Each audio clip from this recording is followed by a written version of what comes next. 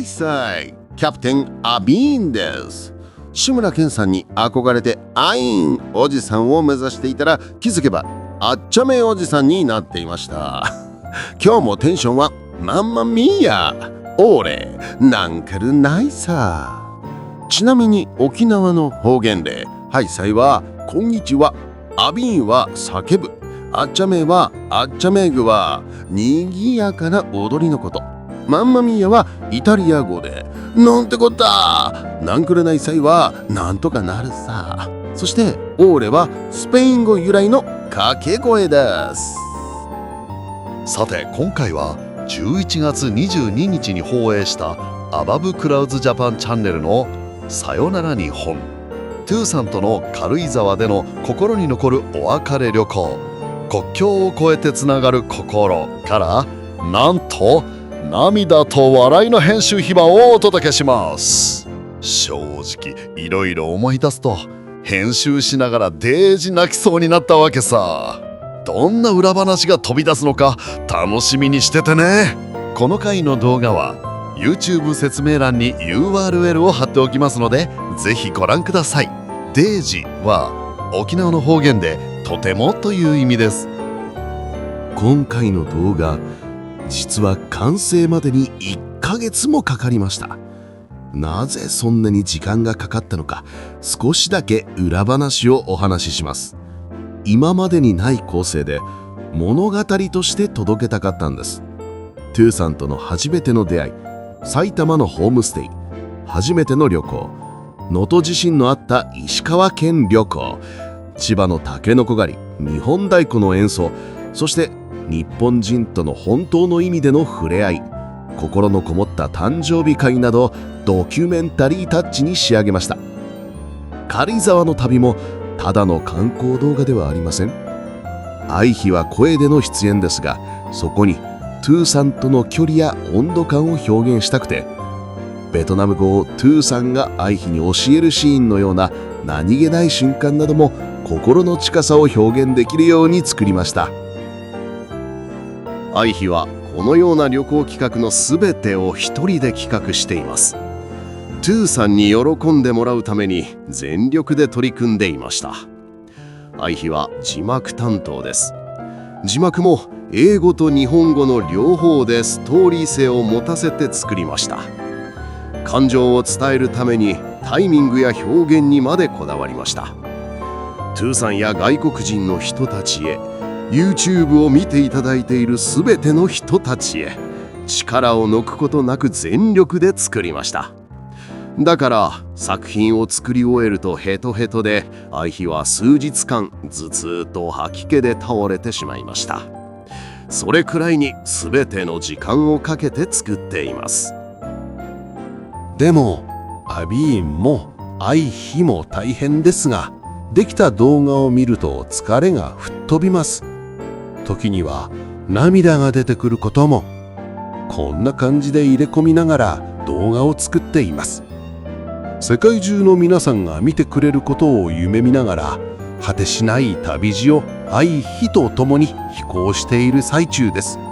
皆さんも共感していただけたら、チャンネル登録、高評価お願いいたします。それではここからはトゥーさんとの絆が残した熱き余韻に浸りながら、愛妃 CA にバトンタッチします。こんばんは。愛を飛ばすと書いて愛妃です。ここは旅と人生がそっと重なる心の滑走路。元国際線 CA の私が空の上から見た世界、旅を通して出会った人々、そしてその中で生まれた気づきや物語をお届けするラジオ番組です。旅は心を動かし、心は世界を広げます。今夜も小さな旅を始めましょう。今夜のフライトはアジアの干支のお話から。私たち日本ではおなじみの十二支、実はアジアの国々では少しずつ違うってご存知でしょうか。この話をしたくなったきっかけは、ベトナムから来たトゥーさんとの日本最後の旅、軽井沢。お土産の箸を選んでいた時、干支の柄を見ながら、ウサギが猫になるの？羊がヤギ？そんな会話で盛り上がり、このシーンは別アカウントアバーブクラウズジャパントラベルバイ XANA の動画に入っていますので、よかったら備考欄からぜひご覧ください。さらに干支の深さを知ったのが、また別のベトナムの女性が結婚した時のことでした。結婚する時、ご家族がまず確認するのは2人の干支の相性なのだとか。ベトナムでは干支はただの生まれ年ではなく、恋愛、結婚、家族の相性を読むバイブルみたいなとても重要な要素。2人の干支は合ってる？家同士の干支は大丈夫？日本の手相占いよりもずっと生活に根付いてる感じですよね。そしてもう一つ、ベトナムでは五行という世界観も大切にされています。日本語では木、火、土、金、水。この5つのエネルギーが人の性質を表すと考えられています。ベトナム語では少し発音が変わります。モ、ホア、ト、キン、トゥイ。中国語は4つの成長ですが、ベトナム語はなんと6つ。同じように発音したつもりでも意味が全く違ってしまいます。なので私の発音は信用しないでくださいね。も、伸びていく力、ほ、情熱のエネルギー、と、安定をもたらす力、金、きっちりと整える力、トゥイ、柔らかく流れる性質。それぞれこんな意味があります。ベトナムではこの5行のバランスで相性を見るので、恋愛占いも結婚の相性も実はとっても本格的なんです。そしてアジアの他の国でも干支にはそれぞれ少し違いがあります。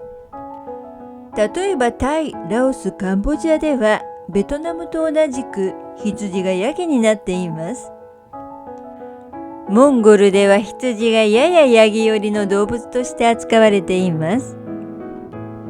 さらにミャンマーは干支の考え方そのものが少し違って八曜日占いという独自の体系があります。ミャンマーでは曜日が8つあり、その曜日ごとに動物が決まっていて、それを日本の干支のように使っているんです。こんなにも文化の色が変わるんですね。これこそ旅の醍醐味です。こういう文化のギャップを知っていると、その国の人と話すとき、心の距離がぐっと縮まります。違いを楽しむ旅、あなたの干支も国を越えるとどう変わるのか。そんな視点を持つと、世界はもっと広く、もっと優しく見えてきます。心に残る旅は永遠に。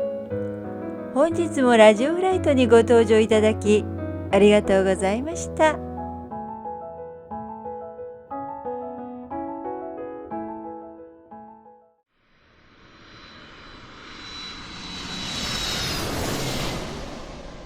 We look forward to welcoming you aboard again.